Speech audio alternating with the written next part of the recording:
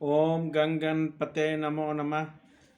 श्री कृष्ण लीला पुरुषोत्तम भगवान भगवान श्री कृष्ण का जन्म 3 श्रीमद् भगवत में श्री भगवान कहते हैं उनका प्रकट्य जन्म तथा कार्यकलाप सभी दिव्य और जो उन्हें ठीक से समझ लेता है वह तुरंत ही बैकुंठ जाने का भागी बन जाता है। श्री भगवान का प्रकाट्य जन्म किसी सामान्य पुरुष का सा नहीं होता। उसे विगत कर्मों के आधार पर भौतिक शरीर धारण करने के लिए बाध्य करना पड़ता है। श्री भगवान के प्रकाट की व्याख्या द्वितीय अध्याय में की गई है कि वे स्वेच्छा से प्रकट होते हैं। जब श्री भगवान का अवतार लेने का निकट समय आ गया तो नक्षत्रगण अत्यंत शुभ हो गए। रोहिणी नक्षत्र भी, जो फलत ज्योतिषी के अनुसार शुभ माना जाता था, प्रबल था। रोहिणी ब्रह्मा के प्रचलन संचालन के अंतर्गत माना जाता है। ज्योतिषी के अनुसार नक्षत्रों की उपयुक्त स्थिति के अतिरिक्त विभिन्न ग्रहों की भिन्न भिन्न स्थितियों के कारण शुभ तथा अशुभ क्षण उपस्थित रहते हैं। श्री कृष्ण के जन्म के समय सारा ग्रह समय इस तरह स्थित हो गए कि सब कुछ शुभ बन गया। उसी समय पूरब, पश्चिम, दक्षिण, उत्तर सभी दिशाओं में शांति और संपन्नता का वातावरण था। आकाश में शुभ नक्षत्र दिख रहे थे और पृथ्वी पर सभी नगरों तथा ग्रामों या गोचरों में जन जन के मन में सौभाग्य के लक्षण दृष्टिगोचर थे। नदियां जल में पूर्ण होकर प्रवाहित हो रही थी और सरोवर में सुंदर कमल खिले हुए थे। जंगल सुंदर पक्षियों और मोरों से पूर्ण था। जंगल के सारे पक्षी मधुर वाणी में गाने लगे और मयूर मयूरिया के साथ नाचने लगे। वायु अपने साथ विविध पुष्पों की सुगंध लेकर मंद मंद बहने लगे, जिसका सुखद स्पर्श मन को मोहने लगा था। जो ब्राह्मण अग्नि में यज्ञ करने के अभ्यस्त थे, उन्हें आहुति के लिए अपने अपने घर अत्यंत सुहावने लगे। आसुरी राजाओं के उत्पातों के कारण ब्राह्मणों के घर में हवन आदि लगभग बंद हो चुके थे, किंतु अब उन्हें शांतिपूर्वक यज्ञ आदि करने के अवसर प्राप्त हो रहे थे। यज्ञों पर प्रतिबंध लगने के कारण ब्राह्मण मनसा वाचा कर्मणा अत्यंत दुखी थे, किंतु श्री कृष्ण के जन्म के समय उन सबका मन स्वयं प्रसन्नता से पूर्ण हो गया। उन्होंने उस आकाश में श्री कृष्ण के जन्म लेने की घोषणा करने वाली दिव्य वाणी गुंजरित होती सुनाई दे रहे थे। गंधर्व और किन्नर लोक के वासी गाने लगे तथा सिद्ध और चरण लोक के वासी श्री भगवान की सेवा में प्रार्थनाएं करने लगे। स्वर्ग लोक में देवता अपनी अपनी पत्नियां तथा विद्याधर अपनी पत्नियां के साथ नाचने लगे। ऋषि मुनि तथा देवता प्रसन्न होकर फूल बरसाने लगे। समुद्र तट पर हल्की हल्की तरंगों की ध्वनि सुनाई दे रही थी और समुद्र के ऊपर आकाश में बादल थे जो मोहक गर्जना करने लगे थे। जब ऐसा संजोग उपस्थित हो गया तो घटघट के वासी भगवान श्री विष्णु अंधेरी रात में श्री भगवान के रूप में देवकी के समक्ष प्रकट हुए, जो एक देवी जैसे लगती थी। उसी समय भगवान विष्णु के प्रकाट्य की तुलना रात्रि के समय पूर्व दिशा में उदित होने वाली पूर्ण चंद्रमा से की जा सकती थी। यहाँ यह आपत्ति उठाई जा सकती थी कि भगवान श्री कृष्ण अष्टमी के दिन उत्पन्न हुए थे, अतः उस दिन पूर्ण चंद्रमा का उदय हो ही नहीं सकता।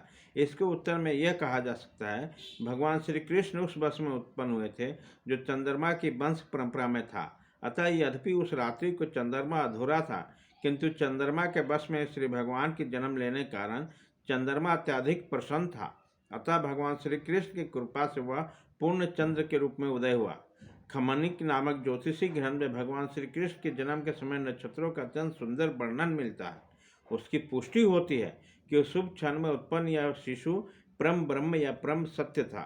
वसुदेव ने उस आश्चर्यजनक बालक को देखा जिसके 4 हाथ थे, जिसमें वह शंख चक्र गदा तथा कमल पुष्प धारण किए था और जो श्रीवत्स चिन्ह से सुशोभित जो कौस्तुभ मणि की माला पहना था। पीताम्बर धारण किए हुए चमकीले श्याम बादल की तरह लग रहा था, जिसका मुकुट बैदुर मणि से अलंकृत था, जो पूरे शरीर में अमूल्य बिजावट कुंडल तथा अन्य आभूषक धारण किए था और जिसका सिर केश राशि से अलंकृत था। बालक के अद्वितीय रूप के कारण वसुदेव आश्चर्यचकित हो गए। नवजात शिशु इस तरह कैसे आभूषित हो सकता है। अतः वह समझ गए कि अब भगवान श्री कृष्ण प्रकट हो गए हैं और इस अवसर पर वह अभिभूत हो गए। वसुदेव ने विनीत भाव से आश्चर्य प्रकट किया, यद्यपि वह भौतिक प्रकृति द्वारा बद्ध समान जीव है और ऊपर से कंस द्वारा बंदी है, तो भी सर्वव्यापी भगवान विष्णु या श्री कृष्ण अपने मूल रूप में उनके घर शिशु के रूप में प्रकट हो गए। कोई भी संसारी बालक आभूषणों और सुंदर वस्त्रों में सजकर चारों बुझाओं सहित श्री भगवान के समस्त चिन्हों से युक्त उत्पन्न नहीं होता। वसुदेव बारंबार उस बालक के निहार रहे थे और विचार कर रहे थे कि शुभ बेला को किस तरह मनाएं। वे सोचने लगे, सामान्यतः जब एक पुत्र उत्पन्न होता है तो लोग उस अवसर पर खुशियां मनाते हैं, और एक मैं हूँ कि मेरे बंदी होते हुए श्री भगवान ने मेरे घर जन्म लिया है। मुझे तो इस शुभ उत्सव को बारंबार मनाने के लिए तैयार रहा। जब वसुदेव ने, जिनका उनका नाम दूसरा नाम आनंद दुदुम्बी है, अपने नवजात शिशु को देखा तो इतने प्रसन्न हुए कि वो अपने ब्राह्मणों को कई हजार गौवें दान देने की इच्छा प्रकट हुई। वैदिक प्रणाली के अनुसार जब भी क्षत्रिय राजपाल में कोई शुभ उत्सव बनाता है तो राजा प्रशंसा कारण अनेक वस्तुएं दान में देता है। ब्राह्मण तथा ऋषियों को स्वर्णभूषण में मंडित गायें दी जाती है। वसुदेव श्री कृष्ण के आविर्भाव के उपलक्ष्य में दानोत्सव मनाना चाह रहे थे, किंतु कंस के बंदीगृह में बंद होने के कारण ऐसा करना दुष्कर था। अतः उन्होंने मन ही मन में ब्राह्मणों को हजारों गायें दान दी।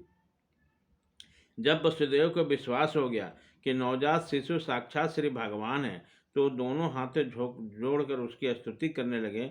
उसी समय वसुदेव दिव्य स्थिति में थे, जिससे कंस से उत्पन्न उसका सारा भय जाता रहा। जिस कमरे में नवजात शिशु उत्पन्न हुआ उसके तेज से दीप्त था। तब वसुदेव ने प्रार्थना करनी प्रारंभ की, हे श्री भगवान, मैं जानता हूँ कि आप कौन हैं।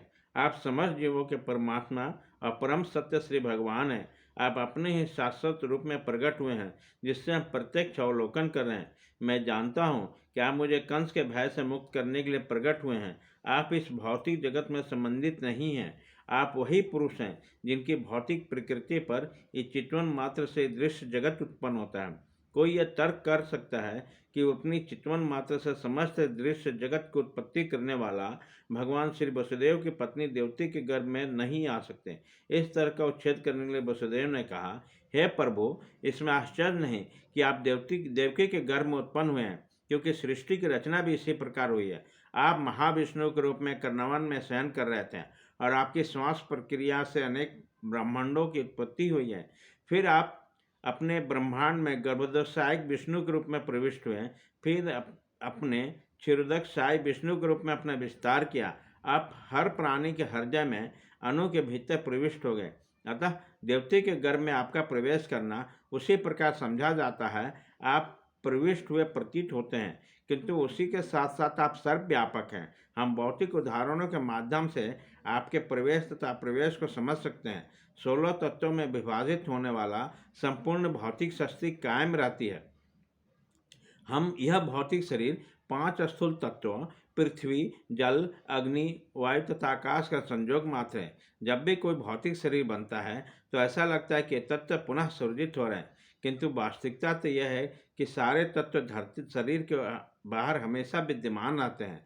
इस प्रकार यद्यपि आप देवकी के गर्भ में शिशु रूप में प्रकट हुए हैं, किंतु आप उसके बाहर भी विराजमान हैं। आप सदैव अपने धाम में रहते हैं, फिर भी आप करोड़ों रुपये में अपना विस्तार कर सकते हैं।